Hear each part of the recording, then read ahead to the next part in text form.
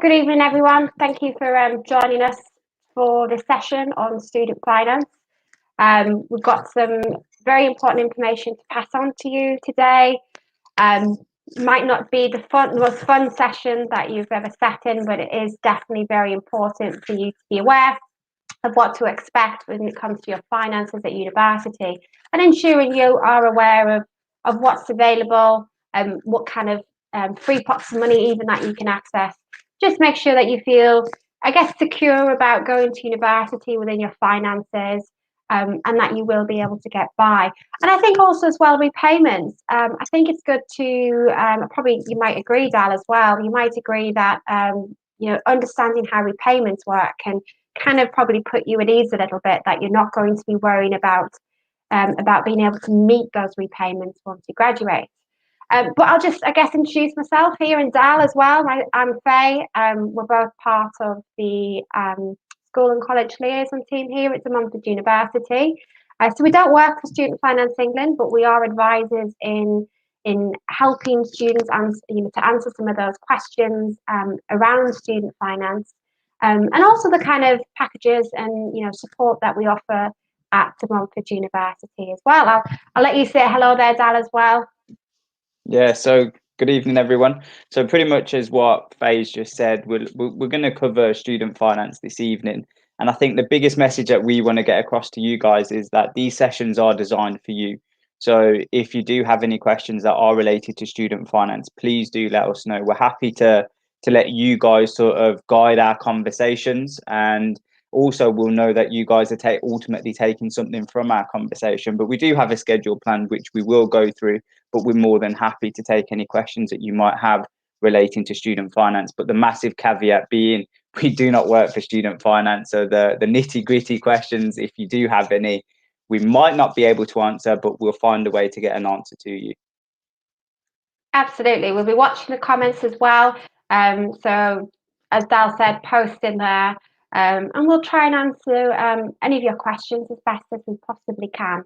So we're going to be going over how to look at your eligibility, what help is available, so in kind of terms of funds, of loans that are available, and what you pay for, essentially what you're getting for your money.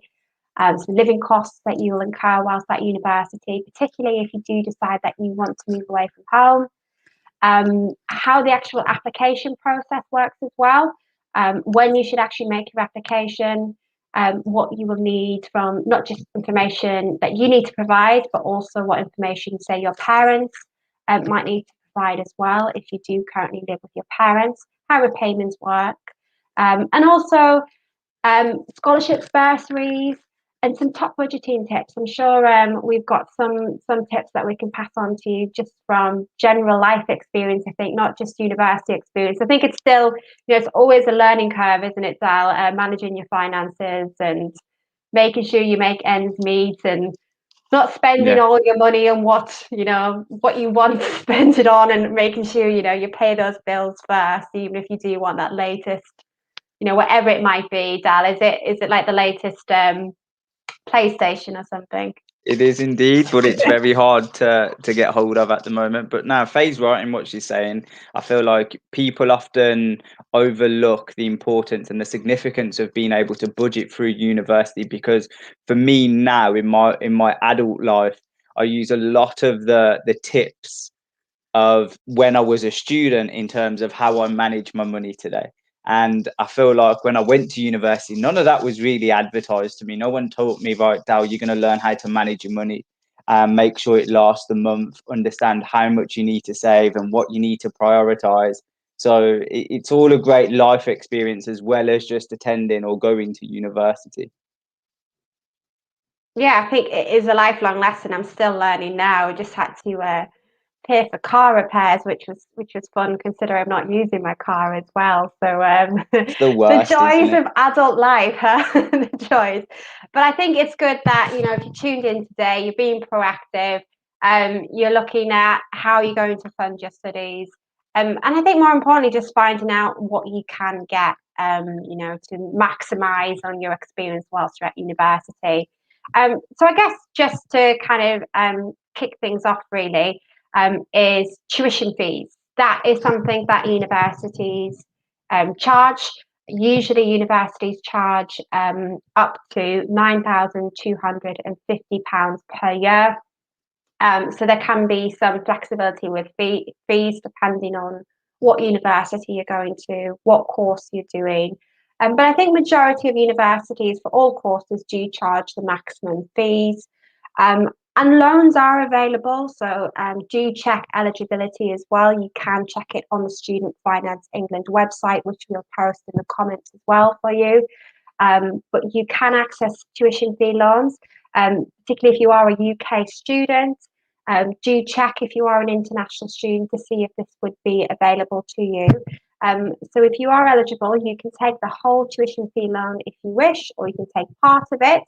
It's not means tested. So what that means is that, you know, they don't look at your personal circumstances. They don't look at how much money you have or how much money your family has. If you apply for the full tuition fees, then you can access the full tuition fees, and that's how it works. So we popped some information in the comments there. So I'll just bring it up on the screen here. So pop onto the Student Finance England website, and you can actually find some more information about your eligibility. I'll hand over Dal to talk a little bit about what your tuition fees actually pay for. Yeah, so sometimes it could be a massive stumbling block. I mean, a lot of people hear that, you know, it's £9,000 a year. Is it really worth it? Is it worth my time? And also the effort of attending university for the course of 3 years, because it is so expensive. So a lot of people see this figure as being a negative detraction from coming to university. And something that we really want to try and put across to you guys is there is a lot of benefit to gain from coming to university. So your tuition fee loans covers a whole range of elements, and it first of all it covers the contact time that you have with your academic staff and also your support staff. So depending on the university that you guys choose to go to, you will be taught by some of the leading experts within their field. So not only do they have the academic knowledge of studying within that field for so long, but in most cases they'll also have actual real world experience having worked in that environment, and now they're translating that knowledge to you guys in the forms of lectures and seminars. And it's something that's really, really important because it helps to build your network within that field. So say, for example, if we're thinking ahead post graduation for you guys, so when you guys finish, some of you might want to be able to get jobs within those fields. Utilizing the support network of your academic staff will be very, very important, because a lot of them will have those links with employers, and they can put you in touch with different types of opportunities that are coming up within within the field that you guys are choosing to study in. So there's a variety of support services that are on offer. University is often dubbed as this lonely place. You come into university, you're going to be on your own, and it's really not the case. There is an element of independence in terms that you are responsible for your own learning, you are responsible for completing all tasks that are set in terms of academia, but there is also a lot of support on hand as well. So if you feel like you're struggling with any aspect of university, and let's just keep it relevant to this topic that we're talking about, in terms of financial related issues, there's a lot of support systems that are in place that the university has set up for you. At the start of each academic year, when I used to teach at my previous university, I used to give my students a recommended reading list, and on there could be multiple textbooks that students will have to read or understand in order for them to gain the content of what I'm going to be discussing over the semester. So if you guys had to go out and go purchase all of those textbooks, it could become quite expensive. Now, universities are trying to equip their libraries with a lot of the commonly used textbooks, so it's there for our students to use for free of charge. But the caveat here is that students have to be very proactive. If you leave it late, we cannot provide endless amount of resources for our somewhat 20,000 students. So it's up to the students then to be proactive and check out the library to see what resources we have to help ease the financial burden.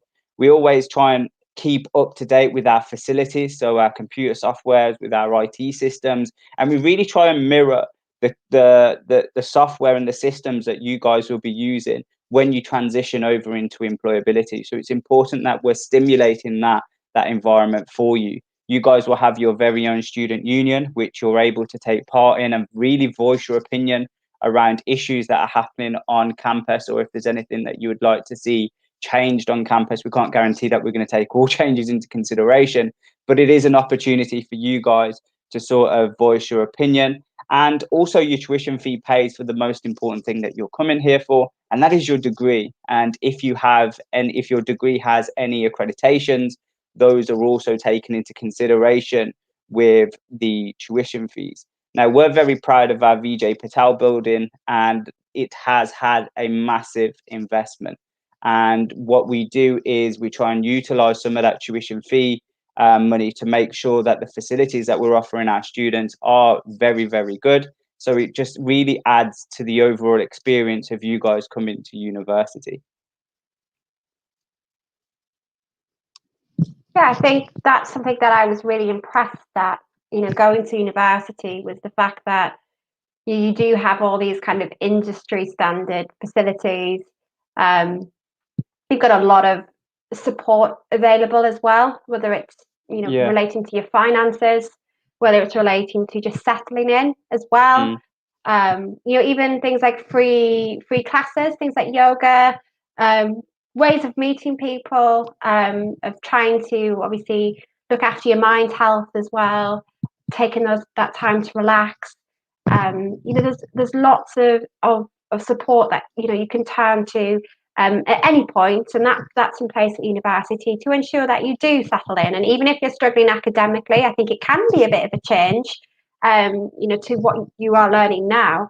There's the library support team there, learning services, to help you with how to kind of write essays, or how to even note take, how to reference as well. And I think that was all a bit daunting when I started university. So it was great to have that support available.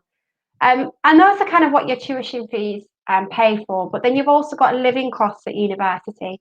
And this can really be dependent on, how long your course is going to be. It could be whether you decide to live away from home or stay at home, for example. You will have some costs that will be there regardless. So if you do need to buy your textbook or materials for your course, or transport, if you don't live right next door to your university, even if you're living at home, you might have to get the bus or something. So just thinking about things like transport, for example. And if you move away from home, then you'll have things like rent to pay, and bills as well. So it's good to start looking at that already. If you haven't, if you're thinking about accommodation, look at the kind of the prices that you can expect to pay. You can already, we'll post a link later on as well when it comes to the application process of actually how to calculate already what you might have to live on whilst you're at university.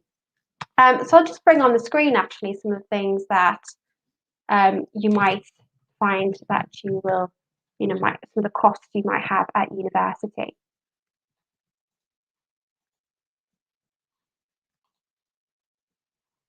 So yeah, I think you can decide kind of how expensively you want to live at university. So you will have some of those standard costs, things like rent, bills, transport, for example, course supplies. But then there'll be other things as well. Everything from socialising to takeaways to, gym membership if you want to join a gym. Most universities do have a gym as part of their, might be part of the university. It might be slightly separate. But there's usually student prices there for whilst you're at university. You might want to, be able to make sure you can pay for eating out, for example, clothes.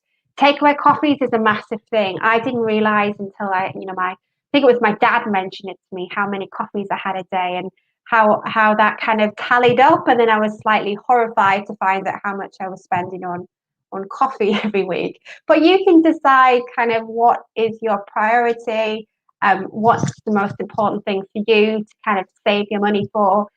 You might want to even download some kind of app, or you might decide to create a spreadsheet just so you can start looking at, okay, well, I need to put this much money aside per month or per semester for rent.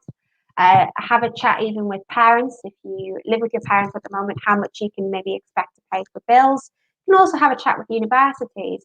Sometimes you'll find if you are going to live in a halls of residence, So something that, where lots of students live, from your university. It might be the other university as well within the city you're looking at.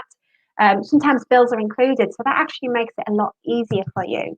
Um, so you can kind of put that as a bulk payment together, even internet's included, for example, as well as water and electric. So it's just good to put that aside. Think about how much you kind of spend on to eat per week as well. How often you think you might have a takeaway or eat out at a restaurant, for example. And then I think that kind of helps you to start figuring out, okay, well, this is how much I have to live on whilst I'm at university per week. And then also, do you need to get a job, for example, something to supplement your income? There's a lot of flexible work that we'll talk about later in the stream to help you kind of manage your finances whilst you're at university, but also prioritize your studies as well. I think food for me was the big one. Like one thing that I didn't really account for when I was at university is how much I do spend on food. So like I remember once checking, I used to have a Nando's at least twice a week when I was at university, and like it wasn't a good idea. When I started to add up, I think at the end of 1 month, I think I spent like £400 on just takeaway food, and it's a lot of money. So sometimes if you go Subway, £4 or £5, you go Costa, 4 or 5, they all start adding up because it's such a small amount. I don't know about you, Faye, but I just miss it a lot. I'm just like, yeah, it's only 4 quid. It's only, like, I don't really pay attention. Whereas if it was a bigger amount, oh god, I think twice about it. But those small ones, those are the ones that really ate my money away whilst I was at university. No pun intended. I think it's easier sometimes. I found that I probably spent less money when I decided one of the years I was at university, I lived with four other people.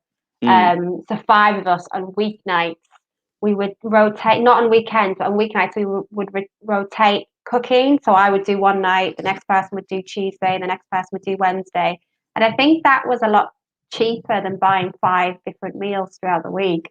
It just depends if you live with people who are good cooks or not, because otherwise you might not I want to was going get to into say, if that. I was in there, all you guys would be having would be like beans on toast or something. So don't expect anything extravagant from me. Even at my age now, I don't think I can cook that well anyway. So I think we had like a minimum spend per meal, so like we tried to make sure it was not beans on toast, because that would be quite cheap for five people, wouldn't it? a loaf of bread, 2 tins of beans. There you go. Job's a good one. So yeah, I think that was when I moved in with friends after halls of residence. So I'd already gauged their kind of Mm. food standards and cooking abilities as well. So if you are the kind of person who doesn't really cook, it's good, I think, to just pick up to learn a couple of recipes. Quite simple, quite easy. I pretty much every night follow a recipe. Even when I've cooked something about 10 times before, I do like a recipe. I like to follow it. So yeah, it's a good way of kind of thinking outside of the box. Um, and sometimes it's a lot more simple than you think. Mm. Um, So yeah, otherwise meet friends who are good at cooking. I think we could There's, talk about food for hours, so we should probably move on. yeah, I was going to say, there's your first top tip for university. Judge everyone else's cooking ability. Unless you live at home, then if you've got it good at home, cooking, then that's something to think about. Might help you make those decisions. So I guess we'll move on to how do you pay for it? Pay for it all. So I guess that's where we'll kind of go on to the maintenance loan. I'll leave that one with you, shall I, Dal? Yeah, sure. So, um, when you're thinking about coming to university, please do not panic and think, "Oh my God, I need to pay this £9,000 up front," because that your tuition fee loan is paid for you on behalf of Student Finance England, and they will pay the university directly. So, as soon as you enroll at the university, you will see that you'll be charged for your first semester. So they won't charge you for the bulk 3 to 4 years up front. As you go through your years and complete your different semesters at university, Student Finance England will automatically make those payments towards university, the university that you guys go to. So there's no worry at all. In regards to maintenance loan, this is really tying into what Faye was just describing in terms of the living costs of students. So Student Finance England have created this loan to try and help students whilst they're at university. So it's very, very important that you understand that your maintenance loan is entirely down to yourself, how you spend. So there isn't a rule on you have to spend X amount for accommodation, you have to do this or you have to do that. It's entirely down to yourself how you spend it. And your maintenance loan is means tested. So what that means is it's that it takes into consideration how much income is within your household. So if you're living with your parents and guardians, they'll take into consideration their income. So if you have a look at the left-hand column of this chart that we've got up on screen, let's just say your household income is £25,000, for example. The next factor that Student Finance take into consideration is where you're going to study. So at the top of the graph, you will see that there is home, elsewhere, or London. So if you're a student who's living at home, your household income is 25,000 or below, you could be entitled up until £7,987. If you're a student who's thinking about moving away from home, you'd be looking at £9,488. Or if you're thinking about studying at a London university, then you'd be looking in the region of £12,000. As you see, these numbers often change, and you can actually go onto the Student Finance website whereby you can put your details of your household in and you can get a rough projection of how much money you guys will be entitled to. One thing to note here is that year on year, from my own personal experience of delivering these types of talks, is that these figures have changed and they've gone up year on year. They haven't gone up massively, but there's always been very small incremental differences in terms of the amounts that students are entitled to. So obviously, as the standard of living is slightly rising, student finance is reflecting that as well. And Faye's very kindly popped that in the chat. So if you do want to have a look at the student finance calculator, please do click on the link that's posted below. So the maintenance loan then is paid to you in 3 installments. So it's not something that's going to be given to you on a monthly basis. So you look at this 7,987 figure and it's broken down into 3 payments. So you usually get that at the start of your first semester, which will be around the September mark, and then you'll probably get one after Christmas around the Jan mark, and around the Easter mark, which is around now, in terms of your third and final payment. So if you guys are thinking about just living on your maintenance loan, you really need to be able to budget accordingly.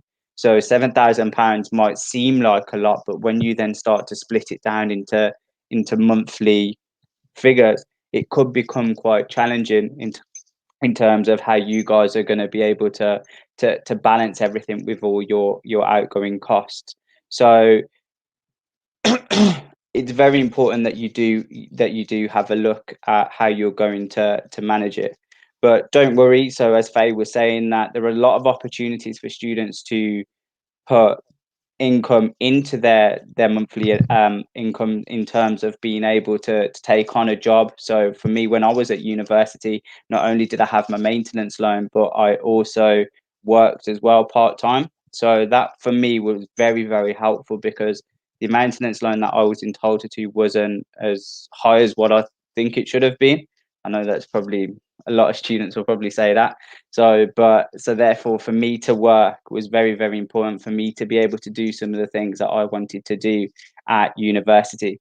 Your maintenance loan is something that you guys will have to apply for every year. So every year that you're at university, you will re-log in to the student finance application portal and you will reapply for your maintenance loan each year. So even though for 1 year you might be on one threshold or one band, but the circumstances in your house could have changed. So, i.e., your parents could have got a promotion, or they could have taken a gap or a break from employment, and therefore that will reflect the amount that's entitled to you. So, it's very, very important that you keep an eye on how much you're entitled to, especially when you're trying to budget and work out what university you want to go to.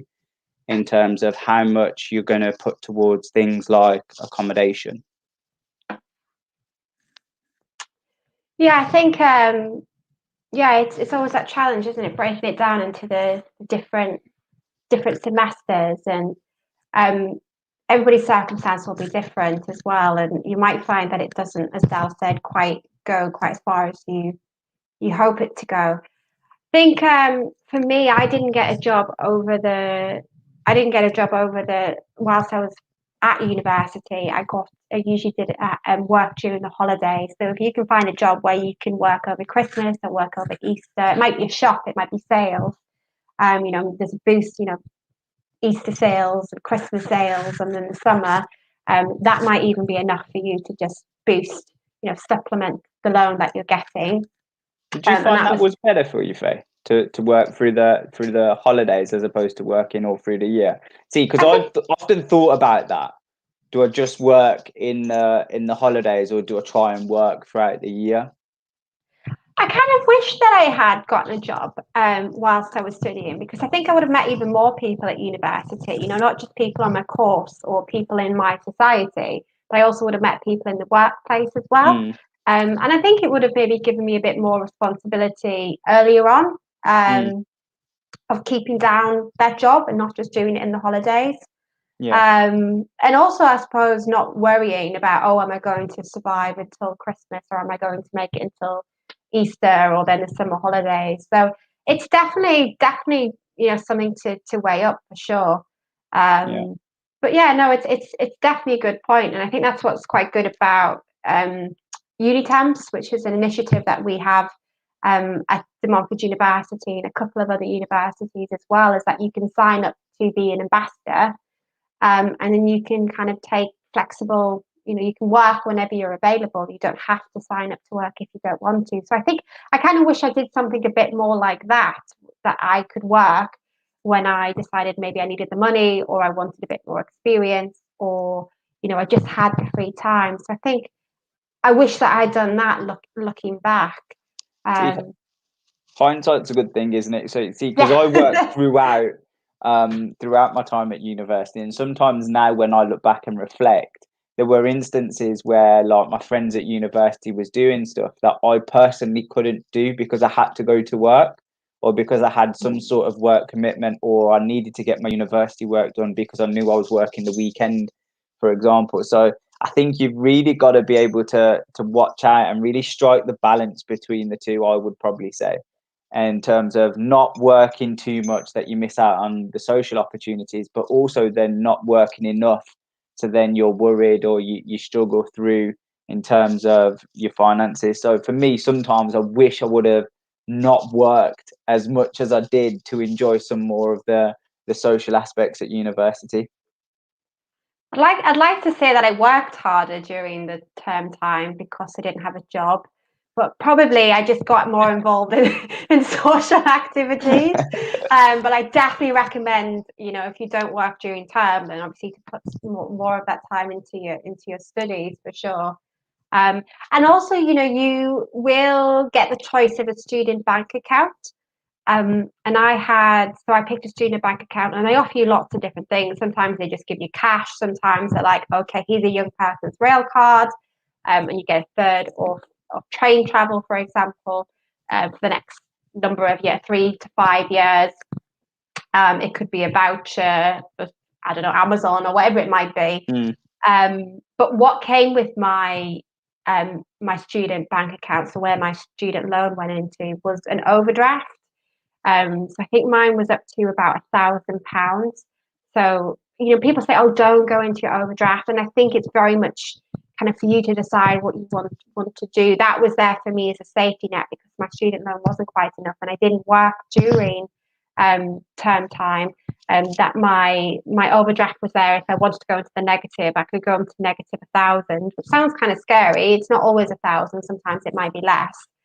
But it was there as a safety net, and I did use it. But then I worked full time over the summer holidays, and built it back up again. So I was always back to zero again, and then have some savings as well for starting the next year at university.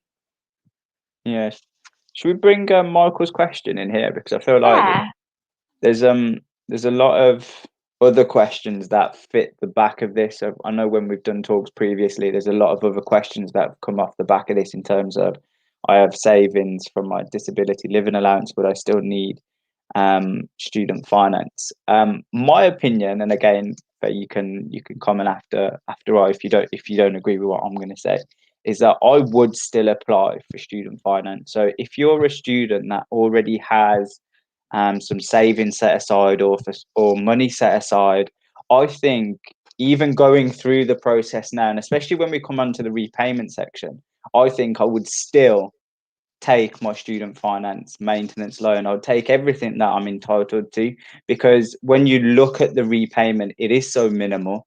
And for me, I didn't really need to use my maintenance loan on living at university. So as you guys know, I worked through my time. So at my 3 years at university, I worked. So what I was earning from a part-time job paid me more than enough than what I needed, really. So whatever I got from my student finance, I use that to travel. So I went away a couple of times per year across the 3 years. And that was only possible really because of student finance. And I knew in my mind, I was thinking, I'm not going to get the opportunity to do this again in terms of having the money available to me, having the time available to me to go and do it.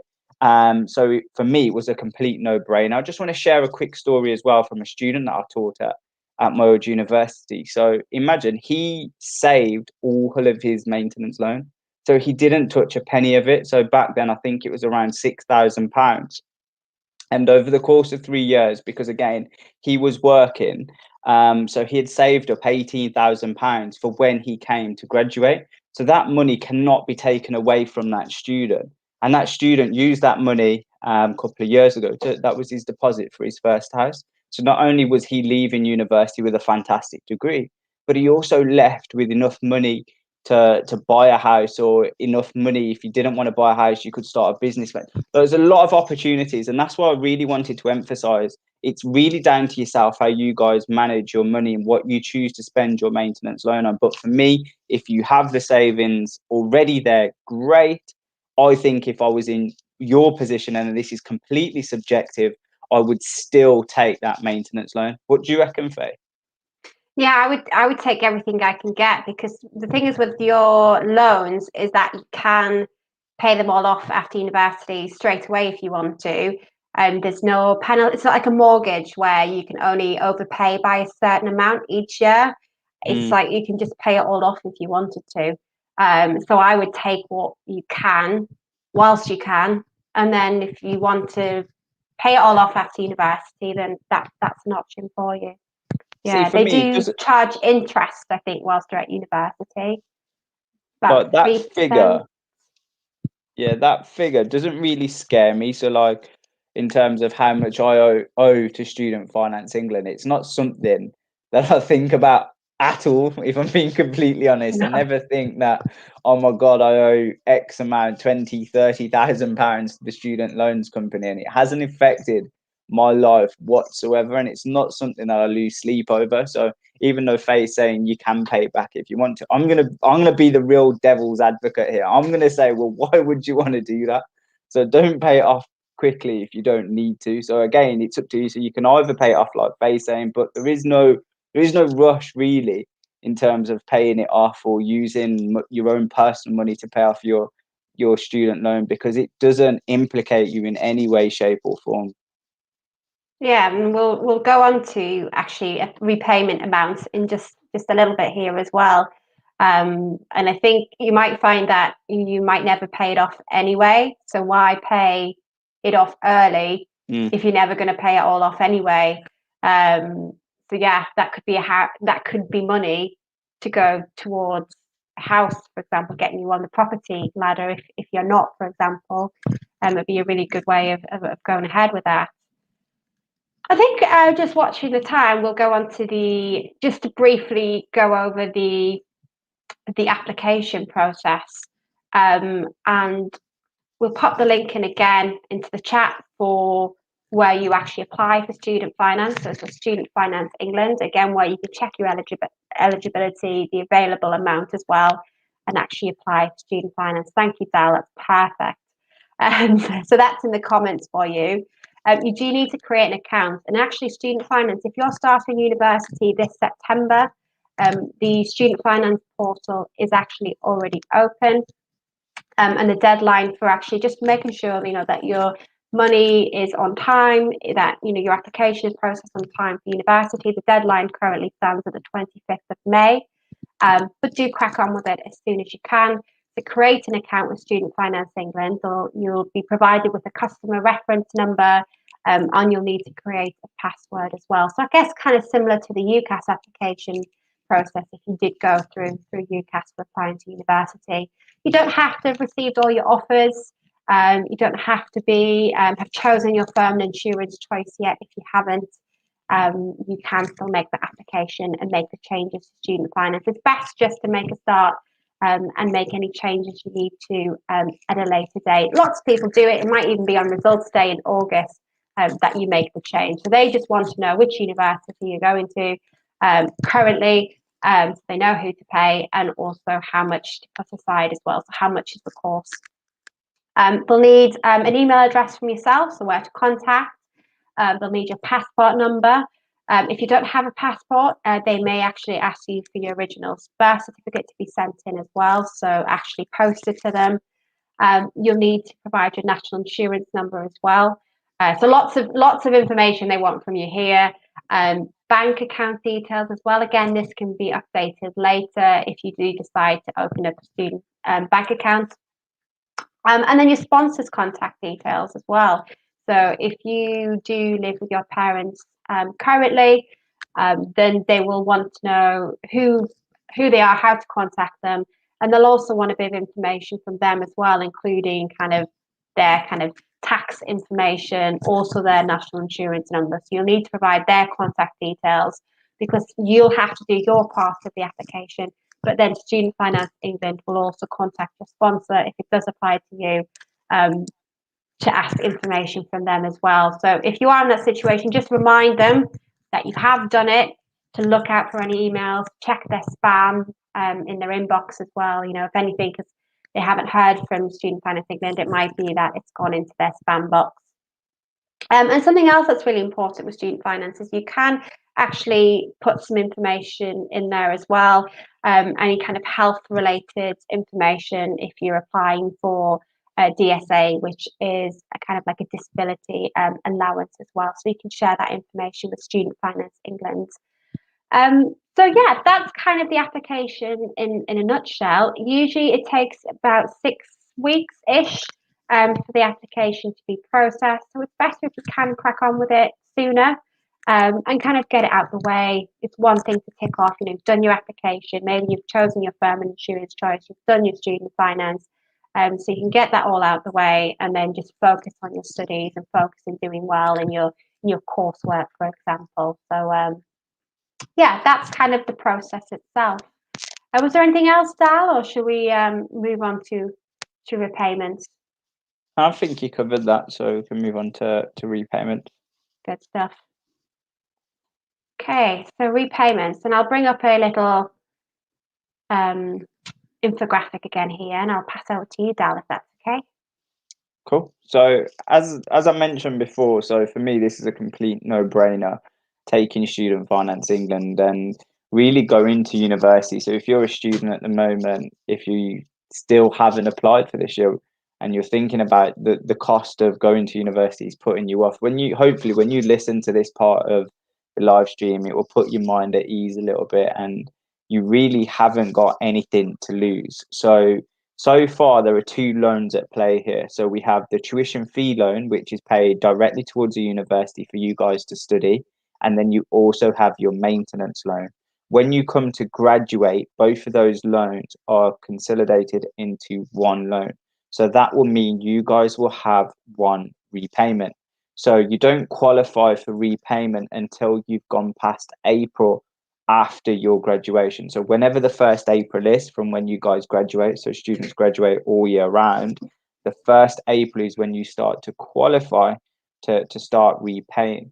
Now, I use the word qualified because there are some other criteria that you guys need to meet in order for student finance to be deducting payments from your salary or from your wages, and that is the repayment threshold. So currently it sits at £27,295. So let's just say you come to university, you have a fantastic time in terms of you take part in a load of different social activities, you join a sports team, you travel with the university, you join various societies, you walk away with a fantastic university degree, and then you graduate from university and you get yourself a job that pays you £24,000, for example. That is absolutely fantastic. And the benefit or the bonus of it all is that you guys will not be paying anything back to student finance. Now, you'll only start paying student finance back once you hit that threshold. So once you go over that £27,295. So if we have a look at the graphic that you see on the screen here, on the left hand side, you've got your gross annual income. So that's how much money you'd make per year. And then the middle column is detailing how much money you'll be left with after tax. And the third column, which is the most important column, is your monthly repayment for student finance. Now, student finance is automatically deducted from your salary as a tax. So you'll see on your wage slip. So it's not something that you guys physically pay. So before your salary or your wages hit your account, student finance would already take their bit out.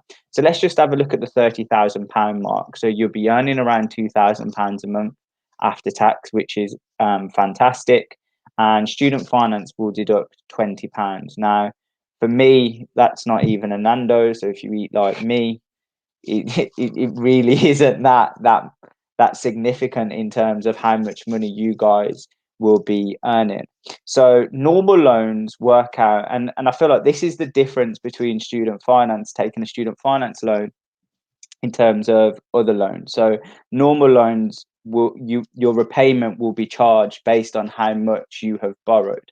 Now, the good thing about student finances is to close the disparity between high income families and low income families. Student finance has made it fair. So it doesn't matter if you've borrowed the maximum amount or if it doesn't matter if you've borrowed the minimum amount, because your repayment rate will be exactly the same. So it doesn't put those from lower income backgrounds at a disadvantage. And that repayment rate is 9% of your earnings. So, and it's only 9% of your earnings after the £27,000 threshold. So if you never hit that threshold, you will never make a payment towards student finance. Now, earlier on, Faye mentioned that most people probably won't even pay off their student finance loan. And the reason behind that is because it has a 30-year expiration date. So after 30 years, if you haven't made the full payments on there, that balance is automatically wiped from you anyway. It's not passed over to a spouse, it's not passed over to any children. So it's something that stays with you guys. So it's not something that's going to affect anyone else of significance to you. And it also doesn't affect your credit score. So if any of you want to get a mortgage or if you want to get a car on finance, no one's going to turn around and say, well, hold on, you owe X amount of £1,000 to the student loans company, because it doesn't show up.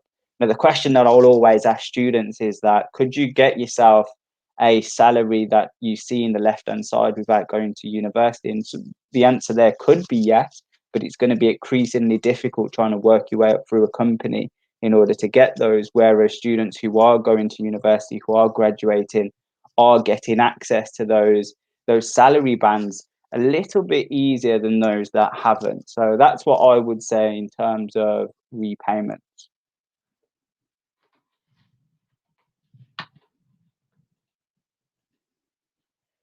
Just something to mention. I always seem to get lumbered with this interest rates. It's just here to let you know kind of how it works. Obviously, when you think about it, it makes sense, but it's knowing about it. It's not something you necessarily think about. That the money that you take out, say now, is not going to be worth the same amount in say 30 years. It's going to be devalued. So they do charge interest on top of your. They do charge rate of inflation, and they also might charge interest as well, depending on how much you're earning. So in kind of inflation, we're looking at there is RPI, which does fluctuate. and then up to 3% depending on what you're earning. So it could be up to 6% as it is kind of currently is now, with RPI and interest. It could be up to 6% that you're paying on your student loan. But again, most people won't be making a full repayment anyway of their student loan. It will just be partial, small amounts of money per month. So I guess it kind of be seen as a bit more of a tax because it's wiped after 30 years. So I'll leave you with that. I won't go into too much detail, but it's definitely something that you can research a little bit more on the Student Finance England website. So what else can students do if they're finding that maybe their maintenance loan doesn't quite go as far as they would like it to do? And I think something I'm not sure if we did mention it earlier was parental support. We're showing you these figures or based on if you are living with parents currently, they're looking at what that income is coming into their household. So the government is making the assumption that you will be supported whilst by your parents, so you will be getting less maintenance loan to support you at university. So it's definitely a conversation to have with your parents or whoever you might live with or whoever is your spouse, what kind of support is available for you at university. It is an assumption that's made and it's not a guarantee. So it's good to know what you could access.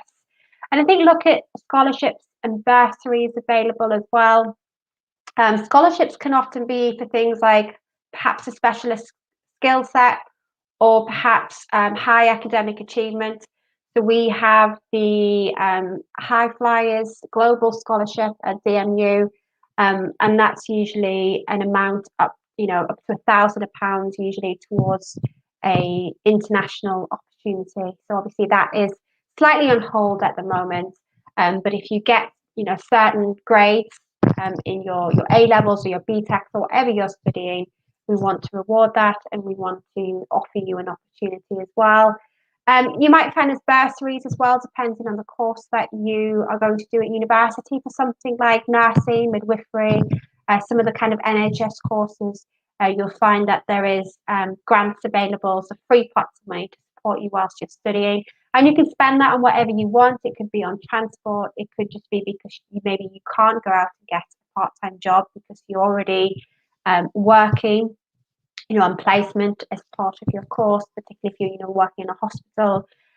It might not be as easy for you to go out and get part-time work. I mentioned earlier even getting an overdraft as well that's interest-free. So you've got that little safety net that you can use should you spend your loan. So it just kind of offers you a little bit more flexibility, maybe perhaps lifts a bit of a weight off your shoulders. And so, you can go to the university. They do have student finance teams, welfare teams. You can go and speak to them if you are struggling financially as well. Universities do at times have hardship funds available for students as well, facing serious financial difficulties. So do have a look on our website. We've got great information on there on scholarships and bursaries. We'll post the link in just a bit as well. Even lots of other situations, if you are a care leaver, for example, there are packages available for care leavers, for any students estranged from their family. There's lots of different packages available.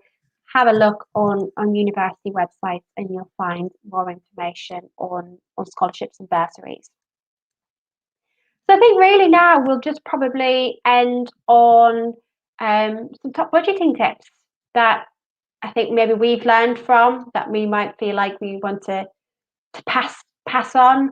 Dal, have you got anything that you want to end on that you might think might be useful for students? Yeah, so one thing that I always did was use the Unidays app. So when I was at university, so before I used to purchase anything, I would always check on Unidays first whether I could get a discount or see whatever product it is that I wanted to buy.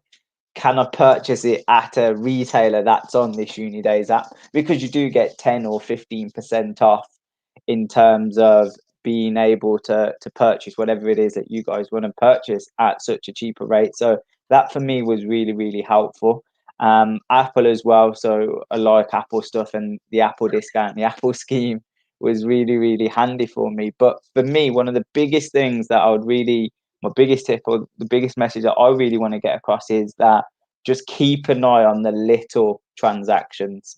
So as I mentioned earlier, that was my Achilles heel. So that's something that I didn't really keep track of. Like I'd take track of or keep note of the bigger transactions that I had, but those little £4, £5, £6 really did stretch me or bear me a little bit thin in some months where I did had to go to the bank of mom to sort of bail me out sometimes in terms of being able to cope. So, but yeah, so keep an eye on your little transactions, and also check wherever you can to see what retailers are offering student discount before you do any purchases. That was probably my two top tips.